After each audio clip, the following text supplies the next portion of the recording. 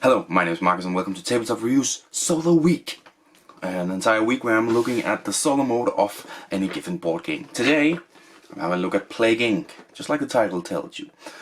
Plague, the board game, based off the video game of course, where you are a disease trying to destroy the world. Funnily enough, I got this board game and the video game in 2020. I wonder why. No, it's one of those weird things, isn't it? And the game itself I like, but this is not about the game itself, this is about the solo mode. So the solo mode is you as the player playing completely normally, all your things, you do things normally. On the solo modes, the AI's turn, it starts off by selecting a country and just drawing from the top of the pile, placing it on the board. Then it draws up a trait card and auto-evolves it on like a little plate. And then it goes through from top left, going down and then to the right and up, all the things that are, of course, the first turn you only have one card, but all the traits, right? And they do something different. Death and infectivity and deadliness and water, and they all do something differently, and just go through them. And when you've done that, it's your turn again. And then you simply play through until all cards are. And there's two ways for this one to win. The AI can get stuck, which basically means it can't do anything. It can't place a card because there's no cards left. It can't infect more because there's no place for it to infect, or it can kill or whatever because it can't do anything. Or the player is eliminated from the board completely, and there's no new country cards for the player to draw up and place. That's the ways this game mode can end. So what do I think of this one? I really dislike it. I talked about Meadow yesterday, about this thing is very lucky and this one is just as lucky. I started off a game which I played incorrectly, luckily for me, but it basically got these traits that cost 20, 19, 70, high cost traits, which you can't get anywhere near in the first 4 rounds. First after that you actually get to these expensive traits. But it just got them for free in the first round. Now I played it completely incorrectly and lost within 2 rounds, and I was like, wait, I'm doing something incorrectly, and I did. So I started over and tried again. I still lost incredibly bigly, with a huge margin, but I did manage to go through the entire game. Now I think what I did was I just ended the game and counted points, and I lost. But I think technically I won, because there was no, on the AI's turn, there was no country cards or anything. So technically, the AI got stuck and therefore I won. But I just, there was more than 100 points between us. The incredible gap, I feel like I lost. So, why don't I like it? I don't like the fact that you're ending it differently. I think you should end it the same way. When there's no country cards you have left, neither in the pile or on the board or anything. No, not only in the pile, of course. You count points, whoever had the most points win. But I understand why they made the rule you get stuck. If the AI gets stuck, it loses. Because if the AI doesn't get stuck, it can't get stuck and it just loses like that, it's going to win.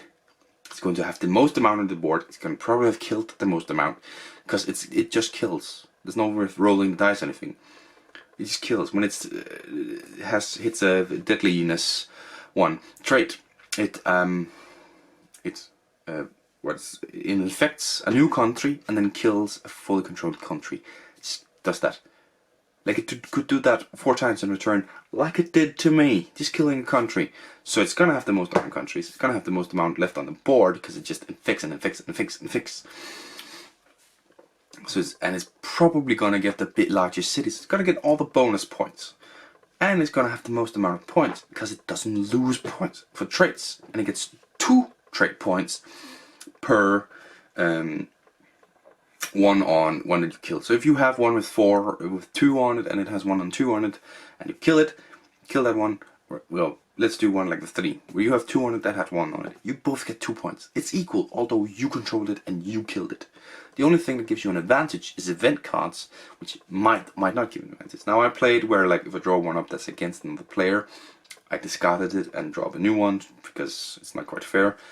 It doesn't say you should do that. It just says you should play with the event cards. So it's probably incorrectly done of me. But it's just so, like, beating you in the face. You're constantly behind. Your chances of evolving properly, like it takes a little while to get a bunch of effectivity and stuff, and by the time you get that, Plague bot, the AI, probably is all over the world, and in its turn it's gonna shut down so many spots. There's such many times where I'm like, cool, I can go there, and now then I'm able to be in Asia, not Asia, but in Africa, and then be in South America, cool. And then it takes up those spots through its rules, unless there's something I completely misunderstand in the rules. The AI is super overpowered, and it's just not fair at all. One rule could be you keep the 5 traits when you have 5. Once you have 5 traits, but then you might have 5 20 cost traits, which has like 3 things and 2 effectivity and deadliness, and you completely get kicked in the balls. But then again, you might just constantly flip over. It's just, you constantly beat down. If it's pound on points, you're gonna lose. If it's to get that one stuck, you don't really like. It's just surviving. That's not fun. Then don't win. You just make it through till the end, and then you win. It's not a fun solo game. This one did not convince me that solo board games are any fun. The solo mode for Plague Inc., it's like a 2 out of 10. It's so terrible. Such a terrible solo mode. Even worse than Meadow. Like, I like the thing you do on your turn, and like I did in Meadow. In Meadow, it saved it to be a 5 out of 10. This one is just not good enough. The solo game mode is too bad for it to be fun. It's just, you're getting beat the frick down, and your only way of winning, possibly, theoretically, is just by surviving. And that's not fun if you ask me. So yeah, not a fun solo board game. Not one where I would play it solo again. Still not a solo board gamer. But let's see if tomorrow's game will convince me of otherwise. Until then, bye.